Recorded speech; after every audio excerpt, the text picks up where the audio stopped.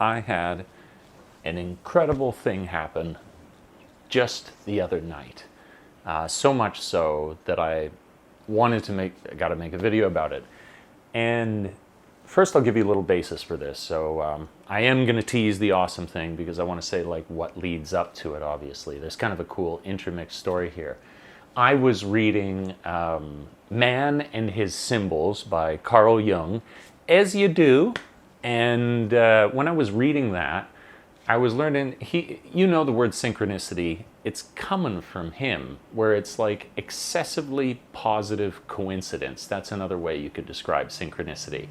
I was like, oh, what a cool concept. It's this, I think within this you could also see the idea of it is so cool, it's so amazing, it's such a synchronous event that is so significant to you at its face value, what it's going to do for you, that it might as well be a miracle. Like that's how especially awesome it is, that it's a miracle either way. If something intended that you have this experience, that's a miracle. If it occurred in the absence of intention, it's even more of a miracle.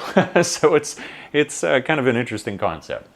So I was thinking about that recently, and I've had a few experiences that were like that, where I was like, oh, I do notice as I work on things that I get sort of synchronous events, and it's fun to feel fated in some positive way rather than a negative way, and all the while having a healthy objectivity, right? You don't want to start to see repeated numbers and these kind of things, but you're intrigued by it. So these sort of things have happened to me recently, and I've really enjoyed it, obviously, because they're marked by having some very positive thing occur. So the great thing that happened the other night was I was first listening to a postmortem, which a postmortem, they'll do it for a lot of video games, and it's this after its development and its popularity, and maybe even many years later, what made the thing so good? Why was it so special? And there was these classics I played, like SimCity and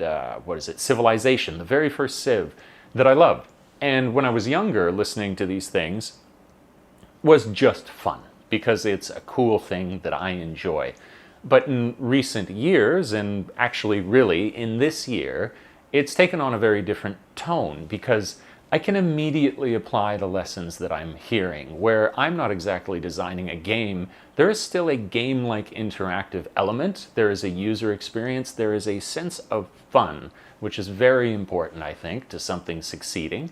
And so listening to these has been very useful, and I continue to do so, and in a more meaningful way, which I really enjoy. And then just the other night, I was listening to one of my current favorites. It's been for like a year or so. It's the game Darkest Dungeon. I really like it. It's Lovecraftian. It has this comic book art style that's quite dark. It reminds me in some ways of Image Comics. Like I used to read Spawn comics and I liked their style. And I've listened to a number of postmortems from them, but I enjoy the game so much. It's got this stress system built into it. It's uncomfortable being a hero, I would think, and they reflect that well.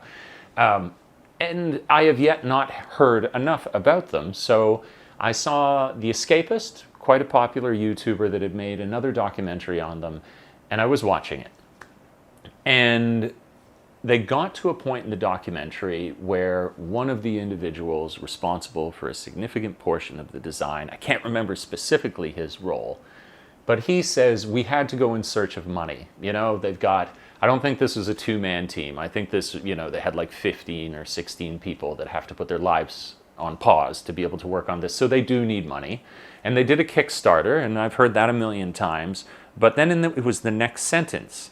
He says, and the Canadian Media Fund was a huge benefit for us because they will assist innovative digital companies in Canada.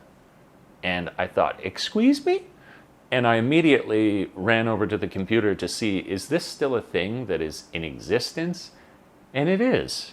I had never heard of this before. And then the other good news followed. So the applications for their next round that they're doing for 2024 opens on April 16th. So we're at this critical time here in our development where we're actually heading towards a launch. It's happening. The real deal launch of it is happening. And so we're ready to go. I'm not mired in trying to prove the concept. I'm quite confident at this point. It's really just a question of, can we present this to enough people that we get traction? And so I can now like tidy up the remainders. There's still a lot of work to do, but I will have time to prepare this application. When I looked through, this is obviously very important. You need to be eligible for these things. Just because I see that it still exists, there could be some sort of eligibility requirement that would block me from using this. But I read through all the wonderful, boring details, and there is nothing that would do so. I should be able to apply. And I think if they consider my history, it's actually a strong application, because they even mention some value in if you've had some kind of creative digital media history.